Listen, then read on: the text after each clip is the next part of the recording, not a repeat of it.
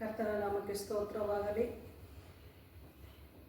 ಈ ಸಮಯ ಕೊಟ್ಟಂತ ಕರ್ತನಿಗೆ ಸ್ತೋತ್ರ. ಕೀರ್ತನೆ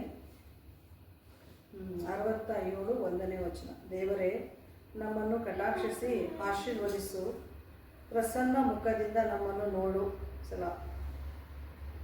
ದೇವರು ಹೇಳ್ತಾ ಇದ್ದಾರೆ, ದೇವರೇ ನಮ್ಮನ್ನು ಕಟಾಕ್ಷಿಸಿ ಆಶೀರ್ವದಿಸು, ಪ್ರಸನ್ನ ಮುಖದಿಂದ ನಮ್ಮನ್ನು ನೋಡು ಎಂದು ಹೇಳುತ್ತಾ ಇದ್ದಾರೆ. ದೇವರು ಹೇಳ್ತಾ ಇದ್ದಾರೆ, ಖಂಡಿತ ನಮ್ಮನ್ನು ಪೋಷಿಸುವ ದೇವರು, ನಮ್ಮನ್ನು ನಡೆಸುವ ದೇವರು, ಕಟಾಕ್ಷಿಸುವ ದೇವರು, ಆಶೀರ್ವದಿಸುವ ದೇವರು, ಪ್ರಸನ್ನ ಮುಖದಿಂದ ನಮ್ಮನ್ನು ನೋಡುವ ದೇವರು ಆಗಿದ್ದಾರೆ. ಯಾಕಂದರೆ ಅವರು ನಮ್ಮನ್ನು ನೋಡದಿದ್ದರೆ, ಸರಿಯಾದ ಮುಖದಿಂದ ನಮ್ಮನ್ನು ನೋಡದಿದ್ದರೆ ನಾವು ಈ ಲೋಕದಲ್ಲಿ ಬಾಳೋದಕ್ಕೆ ಸಾಧ್ಯವೇ ಇಲ್ಲ. ಅದಕ್ಕೆ ನಿನ್ನ ಪ್ರಸನ್ನ ಮುಖದಿಂದ ನೋಡು ಎಂದು ಹೇಳ್ತಾ ಇದೆ.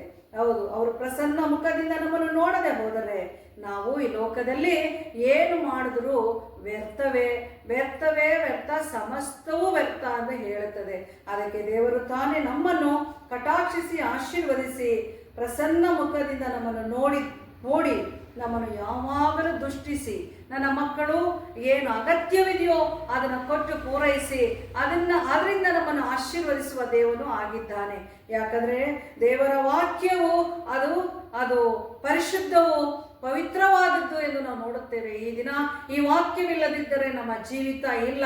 ನಾವು ಕರ್ತನನ್ನು ಯಾರು ನೋಡೋದಕ್ಕೆ ಸಾಧ್ಯವೂ ಇಲ್ಲ. ಆದರೆ ಒಂದು ದಿವಸ ಬರುತ್ತದೆ, ಆಗ ಖಂಡಿತ ನನ್ನ ಅಪ್ಪನ ನೋಡುತ್ತೇವೆ. ಅದುವರೆಗೂ ಈ ಸತ್ಯವೇದಲ್ಲಿರ್ತಕ್ಕಂಥ ಈ ವಾಕ್ಯವು ನಮಗೆ ಜೀವವು, ಈ ವಾಕ್ಯವೇ ನಮಗೆ ಮಾರ್ಗವು, ಈ ವಾಕ್ಯವೇ ನಮಗೆ ಸತ್ಯವು ಎಂದು ಹಿಡಿದುಕೊಂಡಿದ್ದೇವೆ. ಇದು ನಮ್ಮನ್ನ ದಿನದಿನಲೂ ನಡೆಸುತ್ತಾ, ದಿನದಿನಲೂ ನಮ್ಮನ್ನು ಕಾಯುತ್ತಾ, ಹೌದು ದೇವರೇ ನಮ್ಮನ್ನು ಕಟಾಕ್ಷಿಸಿ ಆಶೀರ್ವದಿಸು ಎಂದು ಹೇಳುತ್ತದೆ. ಹೌದು, ದೇವರು ತಾನೇ ನಮ್ಮನ್ನು ಕಟಾಕ್ಷಿಸಿ ಆಶೀರ್ವದಿಸಿದ್ದಾನೆ. ಅದು ನಮ್ಮನ್ನು ಪ್ರಸನ್ನ ಮುಖದಿಂದ ನೋಡಿದ್ದಾನೆ. ಅದಕ್ಕೆ ನಾವಿವತ್ತು ಬದುಕಿದ್ದೇವೆ. ಬದುಕಿ ಆತನು ಕೊಟ್ಟಂತ ಕೆಲಸದಲ್ಲಿ ನಾವು ಮುಂದೆ ಹೋಗೋರು ಆಗಿದ್ದೇವೆ. ಒಂದು ವೇಳೆ ತಪ್ಪಾಗಿ ಬಂದರೂ ನೀವು ನಮ್ಮನ್ನು ಕ್ಷಮಿಸಬೇಕಾಗಿ, ನೋಡಿದವರು ಇದನ್ನ ಮನಸ್ಸಿಗೆ ತೆಗೆದುಕೊಳ್ಳಬೇಕಾಗಿ, ದೇವರು ತಾನೇ ನಮ್ಮನ್ನು ಆಶೀರ್ವಾದ ಮಾಡಿದ್ದಾನೆ, ದೇವರು ತಾನೇ ನಮ್ಮನ್ನು ಕರೆದಿದ್ದಾನೆ ಎಂದು ಹೇಳಿ ನೀವು ಆತನ ಮುಂದೆ ಬರುವಾಗ ಆತನು ಕೂಡ ನಿಮ್ಮನ್ನು ಆಶೀರ್ವದಿಸುವ ದೇವನಾಗಿದ್ದಾನೆ. ನಿಮ್ಮನ್ನು ಪ್ರಸನ್ನ ಮುಖದಿಂದ ನೋಡುವ ದೇವನಾಗಿದ್ದಾನೆ. ನಾವು ನೋಡ್ತೀವಿ ಕ್ಷಣ ಮಾತ್ರ, ಹೌದಾ, ಆಯೇ ಬಾಯ್ ಅಂತ ಹೇಳೋಗ್ತೀವಿ. ಆದ್ರೆ ಆತನು ತಾನೇ ನಮ್ಮನ್ನು ಪ್ರಸನ್ನ ಮುಖದಿಂದ ನೋಡುವಾಗ ಆ ಮುಖವನ್ನು ಮರೆಯುವುದೇ ಇಲ್ಲ. ಆ ಮುಖ ಶಾಶ್ವತವಾಗಿರುತ್ತದೆ. ಆತನು ನಮ್ಮನ್ನು ಆಶೀರ್ವದಿಸಿದರೆ ಆಶೀರ್ವಾದವೂ ಕೂಡ ಶಾಶ್ವತವಾಗಿರುತ್ತದೆ. ಯಾಕಂದ್ರೆ ಆತನು ದೇವರಾಗಿ ನಮ್ಮನ್ನು ಕಟಾಕ್ಷಿಸಿ ಆಶೀರ್ವದಿಸಿದನಲ್ಲ, ಅದಕ್ಕೆ ಕೊನೆಯ ಗಂಟ ಆತನ ಆಶೀರ್ವಾದವು ನಮ್ಮಲ್ಲಿ ನೆಲೆಯಾಗಿರುತ್ತದೆ.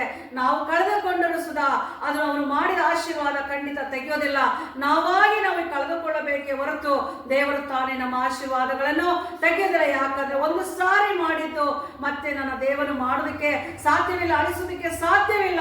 ಅದಕ್ಕಾಗಿಯೇ ಪ್ರಸನ್ನ ಮುಖದಿಂದ ನೋಡಿ ನಮ್ಮನ್ನು ಸಂತೈಸಿ, ನಮ್ಮ ಮುಖಗಳನ್ನು ದಿನ ದಿನ ನೋಡುತ್ತಾ, ನಮ್ಮನ್ನು ಪ್ರಕಾಶಗೊಳಿಸುತ್ತಾ, ನಮ್ಮನ್ನು ದಿನ ದಿನ ತಿದ್ದುತ್ತಾ, ದಿನ ದಿನ ಆ ಹೃದಯದಲ್ಲಿ ಮಾತನಾಡುತ್ತಾ, ದಿನಾಲೂ ನನ್ನ ಸ್ವಾಮಿ ನಮ್ಮನ್ನು ನೋಡುತ್ತಾ ಇದ್ದೇನೆ, ನಮ್ಮ ಸ್ವಾಮಿ ಪ್ರಸನ್ನ ಮುಖದಿಂದ ನೋಡುತ್ತಾ ಇದ್ದೇನೆ ಎಂದು ಹೇಳಿ ನಾವು ಮಾತನಾಡೋರು, ದೇವರ ಮುಂದೆ ಹೋಗುವವರು ಆಗಿದ್ದೇವೆ.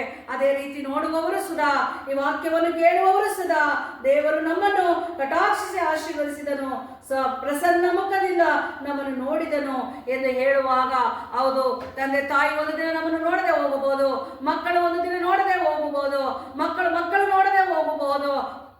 ಆದರೆ ನನ್ನ ಸಹೋದರಗಳು, ನನ್ನ ಫ್ರೆಂಡ್ಸ್ಗಳು ನೋಡದೆ ಹೋಗಬಹುದು. ಆದರೆ ದೇವರು ತಾನೇ ನಮ್ಮನ್ನು ನೋಡಿ ಆಶೀರ್ವದಿಸಿ ಪ್ರಸನ್ನ ಮುಖದಿಂದ ನಮ್ಮನ್ನು ದಿನ ನೋಡುವ ದೇವನಾಗಿದ್ದಾನೆ. ದಿನ ನೋಡಿ ನಮ್ಮನ್ನು ಆ ಪರಾಕ್ರಮದಿಂದ ನಮ್ಮನ್ನು ಕೈ ಹಿಡಿದು ನಡೆಸುವ ದೇವನು ಆಗಿದ್ದಾನೆ. ಯಾಕಂದ್ರೆ ಆತನು ಒಳ್ಳೆಯವನು, ಉತ್ತಮನು, ನಮ್ಮನ್ನು ಕಾಯುವ ದೇವನಲ್ಲವಾ. ಅದಕ್ಕಾಗಿ ದಿನಲೂ ಕ್ಷಣಗಳು ಅವರ ಮುಂದೆ ನಾವಿದ್ದೇವಲ್ಲ, ಅವರು ನಮ್ಮನ್ನು ನೋಡುತ್ತಾರೆ. ಅವರು ಯಾಕಂದ್ರೆ ದೇವದೂತರು ಪರಿಶುದ್ಧನು ಎಂದು ಹೇಳಿದ್ರು ಕೂಡ ಅವರವರನ್ನು ನೋಡೋದಕ್ಕಾಗುದಿಲ್ಲ. ನಾವು ದಿನಲೂ ದೇವರ ಮುಂದೆ ಇದ್ದೇವೆ. ಅವರು ನಮ್ಮನ್ನು ಪ್ರಸನ್ನ ಮುಖದಿಂದ ನೋಡುತ್ತಾ ಇದ್ದಾರೆ. ಅವರನ್ನು ನಾವು ನೋಡೋಕ್ಕಾಗುತ್ತಿಲ್ಲ. ವಾಕ್ಯದ ಮುಖಾಂತರ ನಮ್ಮ ದೇವರಿದ್ದಾನೆ, ನಮ್ಮ ದೇವರು ಒಂದು ದಿವಸ ನೋಡುತ್ತೇವೆ. ತಲತಲಾಕು ಇರುವಂತ ದೇವರು ನಮ್ಮ ಸಂಗಡ ಇದ್ದಾನೆ ಎಂದು ಹೇಳಿ ಆ ಪ್ರಸನ್ನ ಮುಖದಿಂದ ನೋಡುವ ನನ್ನ ದೇವರಿಗೆ ಕೋಟಿ ಕೋಟಿ ಸ್ತೋತ್ರವಾಗಲಿ. ನಮ್ಮನ್ನು ಆಶೀರ್ವದಿಸಿದ ದೇವನಿಗೆ ಕೋಟಿ ಕೋಟಿ ಸ್ತೋತ್ರವಾಗಲಿ. ನೋಡುವಂಥವ್ರು, ಕೇಳುವಂಥವ್ರು ಇದನ್ನು ಹೃದಯಕ್ಕೆ ತೆಗೆದುಕೊಳ್ಳಬೇಕಾಗಿ, ಇದನ್ನು ಗಮನಿಸಬೇಕಾಗಿ. ಹೌದು, ಇದು ಎಲ್ಲರಿಗೂ ಅಪ್ಪ ಉಪಯೋಗವಾಗುವಂಥದ್ದು, ಜೀವ ಕೊಡುವಂಥದ್ದು. ದೇವರ ನಾಮಕ್ಕೆ ಸ್ತೋತ್ರವಾಗಲಿ. ಅಪ್ಪ ಈ ಸಮಯಕ್ಕಾಗಿ ಸ್ತೋತ್ರವಾಗಲಿ. ಈ ಚಿಕ್ಕ ವಿಜ್ಞಾಪನೆಗಳು, ಈ ಚಿಕ್ಕ ಸಮಯವನ್ನು ಕೊಟ್ಟಂತ ದೇವರಿಗೆ ಕೋಟಿ ಸ್ತೋತ್ರ. ಈ ಚಿಕ್ಕ ಪ್ರಾರ್ಥನೆ ಯೇಸುವಿನ ನಾಮದಲ್ಲಿ ಬೇಡಿ ಹೊಂದಿದ್ದೆ ನಮ್ಮ ಜೀವವುಳ್ಳ ತಂದೆಯೇ, ಆಮೆನ್.